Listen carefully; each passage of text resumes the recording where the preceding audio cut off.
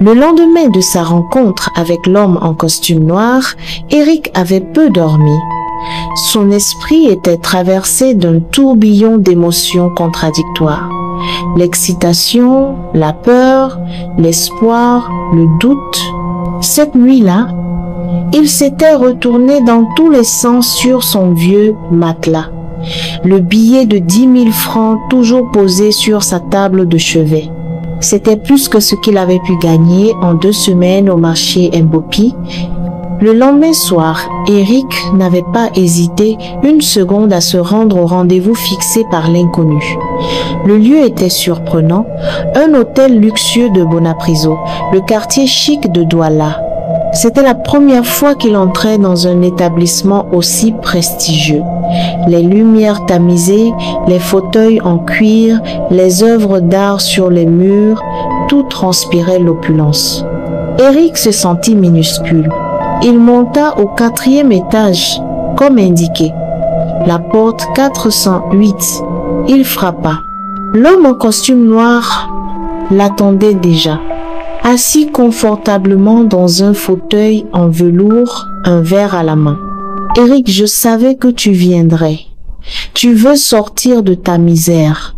Et moi, je peux t'y aider. Mais il faut que tu sois prêt à faire ce qu'il faut. » Sans même poser de questions, Eric répondit « Je suis prêt. » L'homme esquissa un sourire, puis ouvrit un tiroir et en sortit une carte. « Dans 2 jours, on part pour Bangoura. Là-bas, tu rencontreras celui qui m'a sorti de l'enfer. Il t'aidera aussi si tu es prêt à faire le sacrifice. » Le trajet fut long. Eric n'avait jamais quitté Douala. Il ne connaissait rien du Cameroun profond. Les routes sinueuses, les paysages verdoyants, les villages lointains, tout lui semblait étranger et ancestral.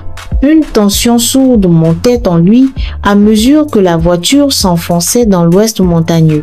Ils arrivèrent au crépuscule. Le village semblait hors du temps. Les maisons en terre battue, les vieux arbres immenses, les chants d'oiseaux et de grillons, c'était un autre monde. Le marabout les attendait au seuil d'une grande case décorée de symboles. C'était un vieil homme au regard intense, enveloppé d'un long boubou noir. Il n'avait rien d'un charlatan de marché. Il imposait le respect. « Tu veux devenir riche ?» lui demanda-t-il sans détour. « Oui. Tu es prêt à payer le prix ? Je ferai tout ce qu'il faut. » Le marabout lui tendit une boîte de chocolat vide, rouillée, recouverte de signes mystérieux. « Récite cette incantation chaque soir, à minuit, les mains posées sur cette boîte,